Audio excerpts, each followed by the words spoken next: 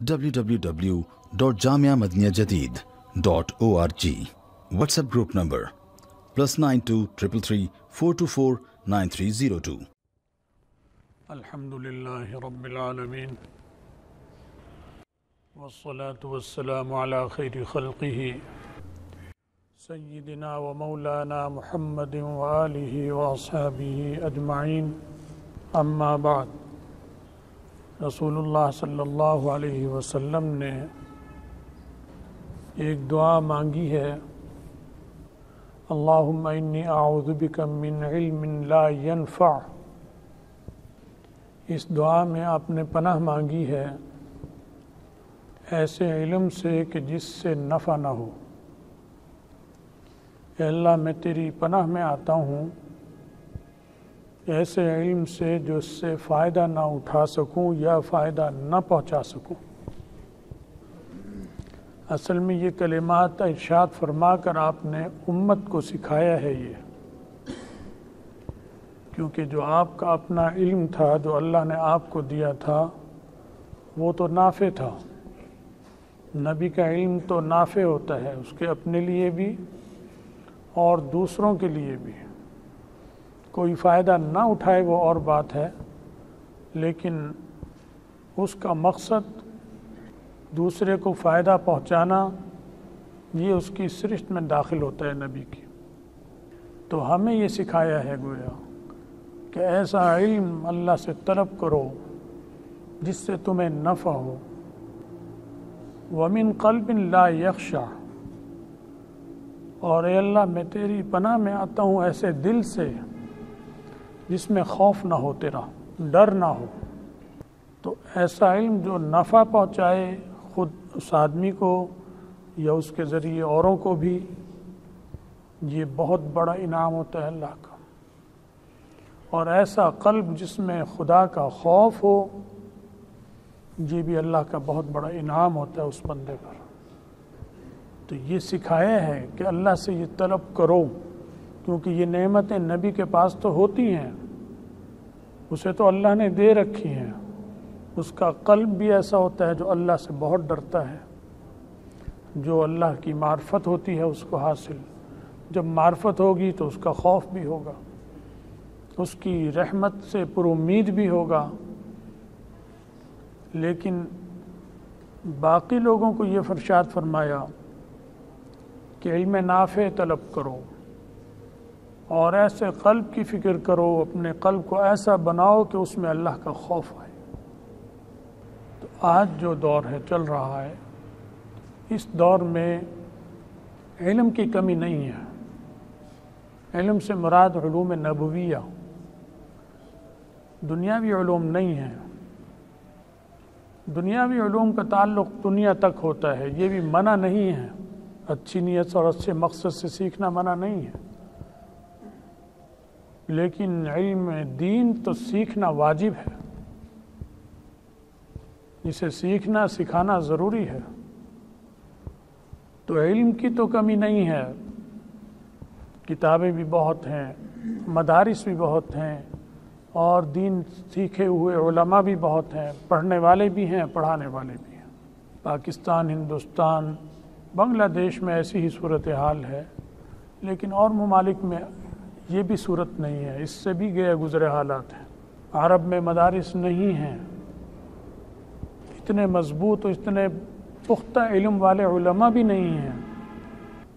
اور علم بھی وہ علماء وہ پڑھائیں گے جو وہاں کے حکمران پسند کریں گے، وہ بتائیں گے جو حکمران پسند کریں گے، اور وہ چھپا لیں گے جو حکمران چھپانا چاہیں گے۔ ہندوستان، پاکستان میں ایسی صورت نہیں ہے الحمدللہ ابھی تک۔ علماء اور اہل حق علم بتاتے ہیں، سکھاتے ہیں، خود بھی ان کو اس سے نفع ہو رہا ہے، دوسروں کو بھی پہنچا رہے ہیں۔ تو علم تو ہے، لیکن صحیح معنی میں اس علم سے فائدہ وہ حاصل کرنے والے جنہیں حاصل ہو رہا ہے یا آگے پہنچائیں وہ کم ہے۔ اور حکمران طبقے میں جو مسلمانوں کا حکمران طبقہ ہے، چاہے وہ عرب میں ہو چاہے عجم میں ہو، وہ تو بالکل عاری ہے علم سے۔ جبکہ اس کے پاس علم کا ہونا سب سے ضروری ہے، کیونکہ جب ان کے پاس علم ہوگا تو پھر ملک میں بھی علم ہوگا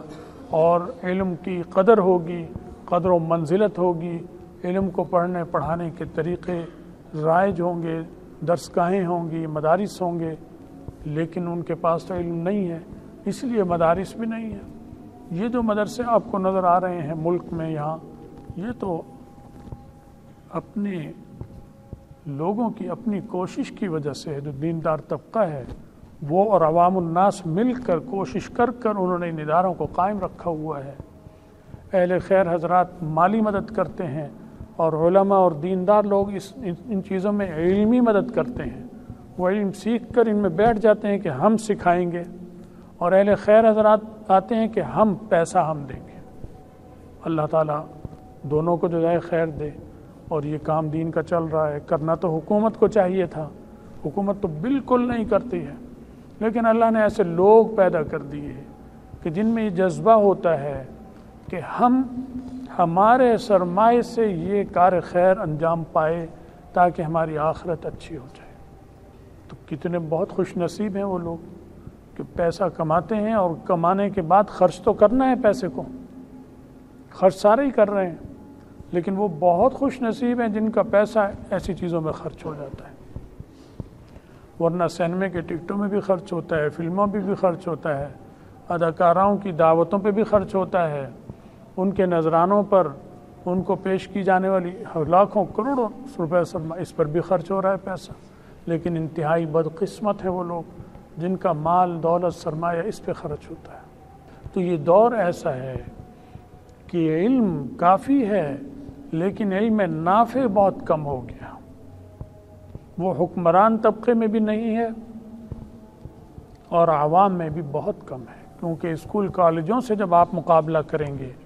ان میں جو بچوں کی تعداد ہے مسلمان بچوں کی، پاکستان میں ہی لے لیں، وہ کروڑوں میں ہے، اور مدارس میں جو ہے وہ لاکھوں میں ہے، بہت فرق ہے۔ اور وہاں پر روزانہ مہینے میں 3 4 5 تقریبات اب تو کالجوں میں شروع ہو گئی ہیں ناچ گانے کی،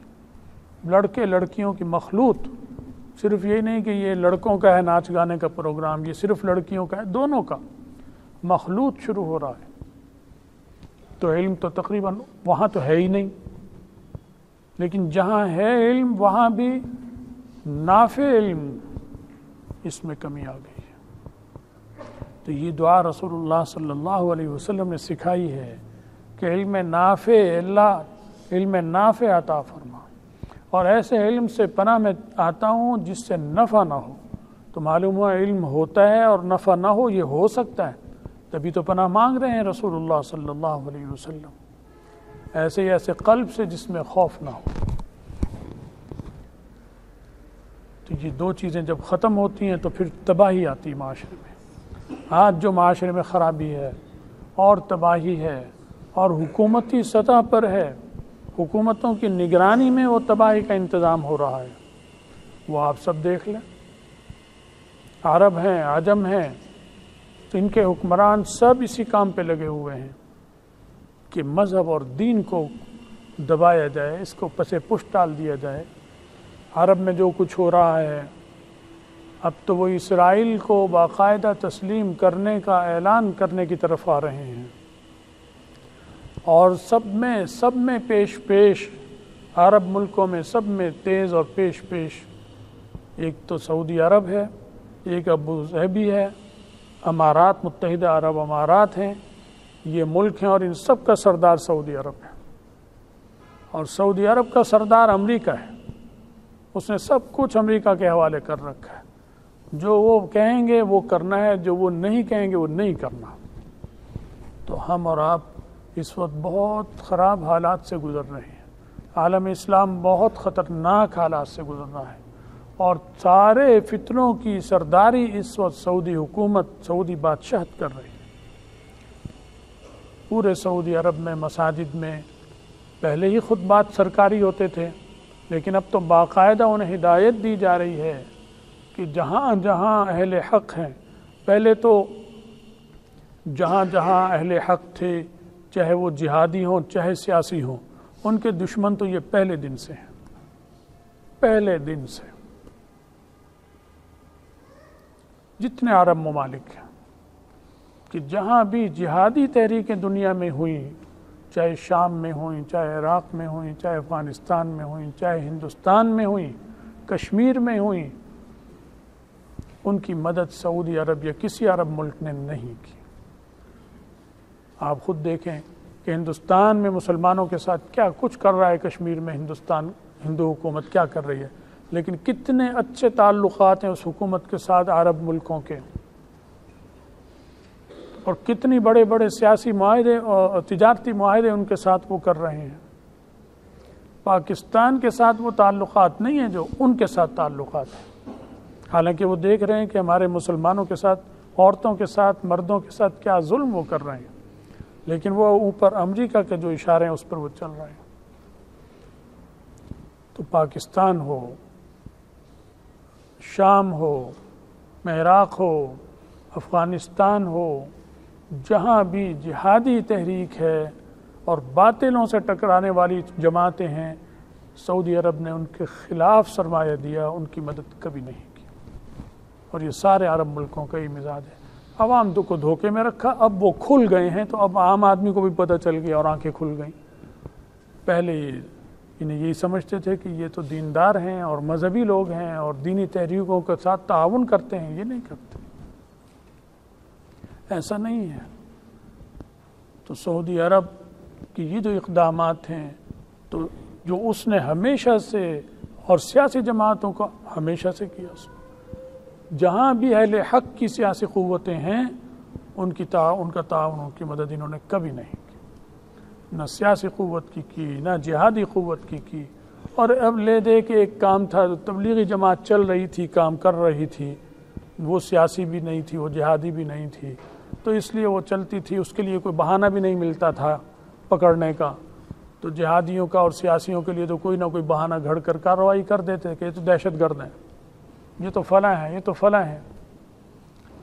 اب انہیں کچھ نہیں ملا تو انہوں نے جب ان سے فارغ ہوئے تو اب رہا سہا جو تبلیغی جماعت چل رہی ہے اس پر بھی انہوں نے وہاں پابندی لگا دی، اور کیا کہتے ہیں، یہ گمراہ ہیں، یہ فتنہ پرور ہیں، یہ بدعتی ہیں، یہ قبروں کی پوجا کرتے ہیں، الیاذ باللہ۔ آپ سب یہاں بیٹھے ہیں، کبھی کسی تبلیغی جماعت والے کو آپ نے دیکھا کہ قبر کی پوجا کرتا ہے، یا آپ کو اس نے بلایا ہو کہ آؤ قبر کی پوجا کرو، گھر پہ کھٹکا کیا، آپ کے آئی ہوگی، ہر ایک کے گھر پہ جماعتیں آئی ہیں تبلیغی، کبھی انہوں نے یہ کہا کہ آؤ قبرستان چلیں یا آؤ فلاں دربار پر چلیں، بلکہ یہ تو کہا ہے کہ آئیں مسجد میں چلیں، ہم مسجد سے آ رہے ہیں، مسجد میں چلو ہمارے ساتھ، اور مسجد میں اگر کوئی آ گیا تو اسے آ کر انہوں نے نماز سکھائی، کلمہ سکھایا، اگر اسے نہیں آتا تھا تو اسے مزید درست کیا، اس کا مطلب اور ترجمہ اسے سکھایا، تو لوگوں کو تو دین سے جوڑا ہے انہوں نے۔ بدعتی کا مطلب تو یہ ہے کہ دین سے کاٹ رہا ہے، وہ قبر پرستی کا مطلب ہے کہ وہ دین سے ہٹا کر بت پرستی یا کفر کی طرف لے جا رہا ہے۔ کبھی ایسا کسی تبلیغی جماعت نے نہیں کیا، کسی ایک فرد نے نہیں کیا۔ یہ جھوٹے الزامات ہیں، بے بنیاد الزامات لگا کر تبلیغی جماعت پر بھی پابندی لگا۔ مقصد یہ ہے کہ دین کا نام لینے والا اب کوئی باقی نہ رہے، سب کو مٹا دیا جائے۔ یہ بہت بڑا عالمی منصوبہ ہے جس سے مسلمانوں کو باخبر رہنا چاہیے۔ آپ اس سعودی حکومت کے اس اقدام کی تائید کرتے ہیں یا تائید نہیں کرتے، یہ اس کے اقدام کی مذمت کرنی چاہیے، اور ہماری حکومت کو بھی اس کے بارے میں اپنا رد عمل، اپنے عوام کے جذبات ان تک پہنچانے چاہیے سرکاری طور پر باقاعدہ، کہ یہ اقدام آپ کا غلط ہے، اس سے دنیا میں اشتعال آ رہا ہے اور لوگوں میں مایوسی آئے گی، مایوسی کی وجہ سے جو رد عمل ہوتا ہے وہ پھر بہت خطرناک ہوتا ہے۔ اللہ تعالی ہمارے اور آپ کے سب کی مدد فرمائے اور دین کی حفاظت فرمائے، اور جو باطل قوتیں ہیں، جو منافق قوتیں ہیں مسلمانوں کے اندر گھسی ہوئی، اللہ ان کو تباہ و برباد فرمائے، ہمیں ان کے شر سے بچائے، اور پاکستان کی اللہ حفاظت فرمائے۔ پاکستان میں بھی بہت خطرناک آ گئے، ہمارے ملک کے حالات بہت خطرناک چل رہے ہیں، بہت زیادہ۔ اس کے لیے بھی دعا کریں اللہ پاکستان کی حفاظت فرمائے، اور جو اقتدار میں جہاں بھی ہیں ایسے لوگ جو ملک کے مفادات کے خلاف ہیں، اللہ ان کی شر سے ہمارے ملک کو بچائے۔ وآخر دعوانا ان الحمد للہ۔